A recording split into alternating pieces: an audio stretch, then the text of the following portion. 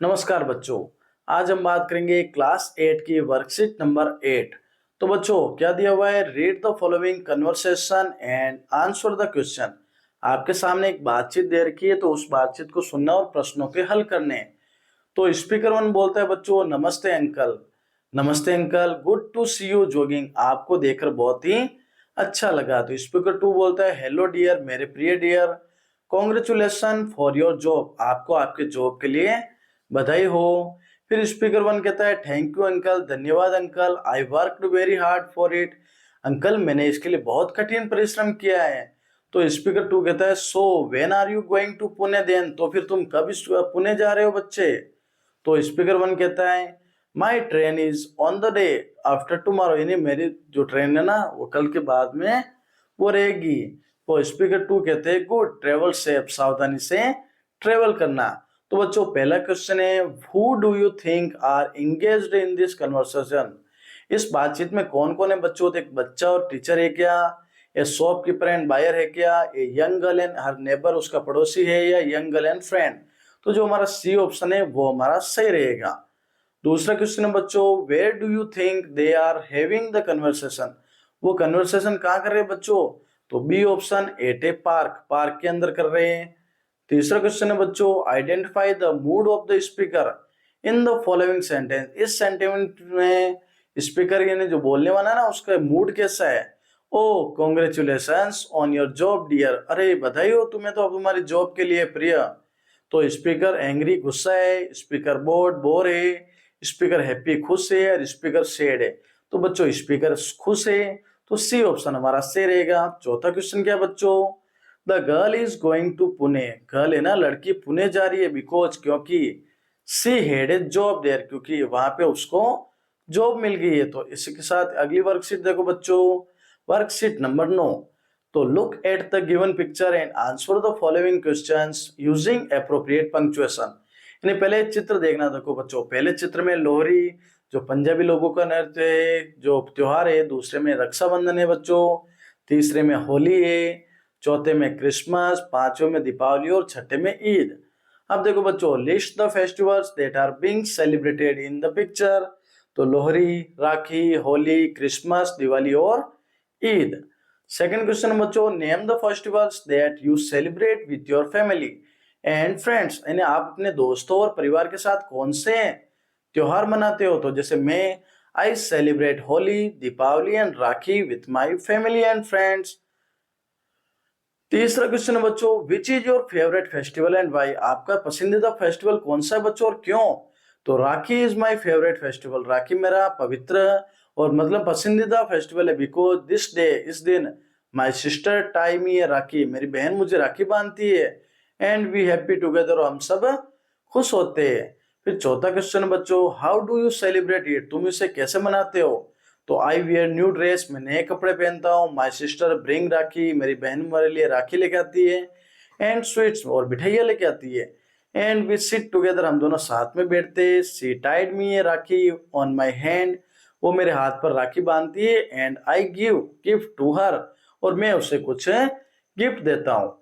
फिर बच्चों अगली वर्कशीट है worksheet number 10। See the picture and fill preposition, हमें प्रीपोजिशन का यूज करना है बच्चों।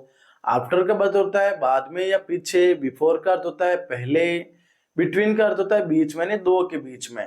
तो देखो बच्चों, A B C D E F, तो सी गोज, सी आता है डी के अल्फाबेट में पहले आता है, तो बच्चों बिफोर आएगा। फिर 9 कम्स, 8, 9 आता है बच्चों 8 के बाद में, तो आफ्टर आएगा। The police man was running, police वाला दौड़ रहा है, द थीफ चोर के पीछे, तो यहाँ आफ्टर आएगा बच्चों। राजू इज स्टैंडिंग, राजू खड़ा है बच्चों। हिज मदर एंड फादर, अपने मम्मी और पिताजी के बीच में, दो के बीच में है तो बिटवीन आएगा बच्चों। वॉश योर हैंड्स, अपने हाथ धो, यूजिंग द टॉयलेट, टॉयलेट करने के बाद में, तो यहाँ पर आफ्टर आएगा। 5 इज बिटवीन 4 एंड 6, यानी 5 आता है ना वो 4 और 6 यानी 4 और 6 के बीच में आता है। फिर देखो बच्चों worksheet number 12, read and say given tongue twister and quickly as you can, जैसा आप कर सकते हो ना वैसे इन शब्द को पढ़ना है। तो देखो बच्चों क्या है, I scream you scream, we all scream for ice cream. दूसरा देखो बच्चों, I saw a kitten eating chicken in the kitchen. तीसरा है बच्चों 4 fine fresh fish for you. चौथा है बच्चों I wish to wash my wrist watch. पांचवा है बच्चों शीला नीड्स सीना लीड्स। अब देखो बच्चों दूसरा क्वेश्चन क्या है, रीड द गिवन रिडल्स। आपके सामने कुछ शब्द दिए हुए जो मतलब क्वेश्चन दिए हुए, राइट देयर मीनिंग, तो उनकी मीनिंग लिखनी है वन वर्ड में।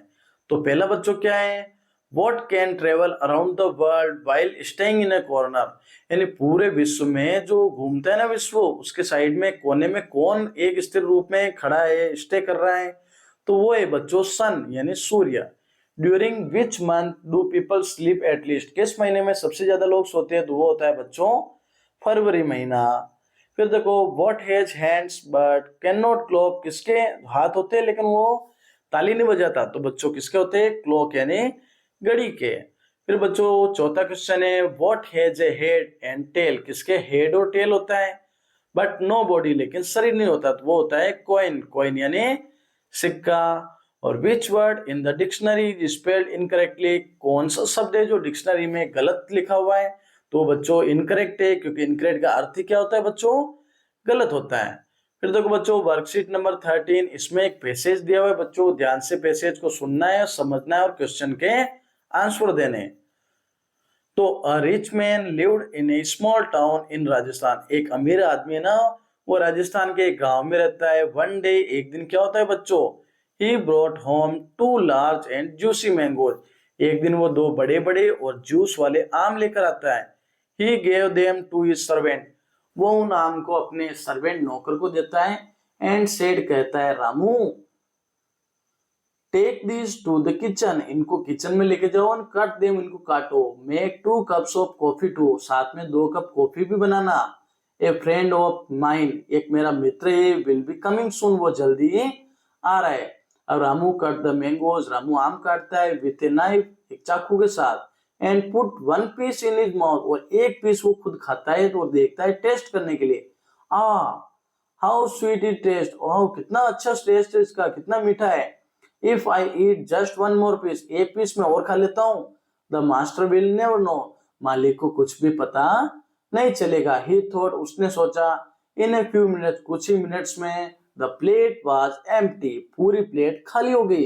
Ramu felt a little frighten, और रामू बहुत ही डर गया। अब देखो बच्चों पहला क्वेश्चन है where did the rich man live. वो अमीर आदमी कहाँ रहता था, तो a rich man lived in a small town in Rajasthan, एक छोटे से शहर में रहता था राजस्थान के। How many mangoes did he bring, उसने कितने आम लेके आया। ही ब्रिंग्स 2 मैंगोज, वो 2 आम लेके आया। फिर what was the name of the rich man servant, उस जो अमीर आदमी के जो नौकर था ना, उसका क्या नाम था बच्चों, तो Ramu was the name of the rich man servant, Ramu नाम था उस नौकर का। दूसरा question write opposites of the following words, इन शब्दों के हमें विलोम शब्द लिखने हैं। तो रिच यानी अमीर, पुअर यानी गरीब, बिग यानी बड़ा, स्मॉल यानी छोटा। तीसरा क्वेश्चन देखो बच्चों write 1 word for the following group of words, इन शब्दों का हमें 1 वर्ड्स लिखने हैं। तो a place where food is being cooked, ऐसा स्थान जहां पे खाना पकाया जाता है उसे कहते हैं किचन। और an instrument used to cut vegetables और फ्रूट, ऐसा जो इंस्ट्रूमेंट होता है, औजार जिससे सब्जियां और फल काटे जाते हैं, तो वो होता है नाइफ, नाइफ यानी चाकू। अगली वर्कशीट है वर्कशीट नंबर 14, जिसमें एक चित्र दिया हुआ है बच्चों। एक लड़की छाता लेके जाती है, बरसात आती है, छाता गिर जाता है, कौवा उस छाते को लेता है और घोंसला बना के अपने बच्चों को सुला देता है। तो मेरा कहानी मैंने लिख ली है बच्चों। वन डे, एक दिन, ए लिटिल गर्ल, एक छोटी सी लड़की, वेंट फॉर ए वॉक, वो टहलने के लिए जाती है, इन द रेन, बारिश में, विथ एन अम्ब्रेला, एक अम्ब्रेला के साथ। सडनली, अचानक क्या होता है बच्चों, the umbrella was blown away, वो अम्ब्रेला उड़ जाता है, बाय द स्ट्रॉन्ग विंड, तेज हवा के कारण। The crow caught the flying umbrella, वो जो क्रो है ना, कौवा, उस उड़ते हुए अम्ब्रेला को पकड़ लेता है, एंड हंग इट, और उसको लटका देता है, ऑन द ट्री, पेड़ पर उल्टा, and made a nest in it, और उसके अंदर एक घोंसला बना देता है। तो इसी के साथ आज की जो हमारी वर्कशीट थी बच्चों वो कंप्लीट हुई। चैनल को सब्सक्राइब करना और वीडियो को शेयर करना, ताकि आगे भी हमें आपको सारी वर्कशीट मिल सके।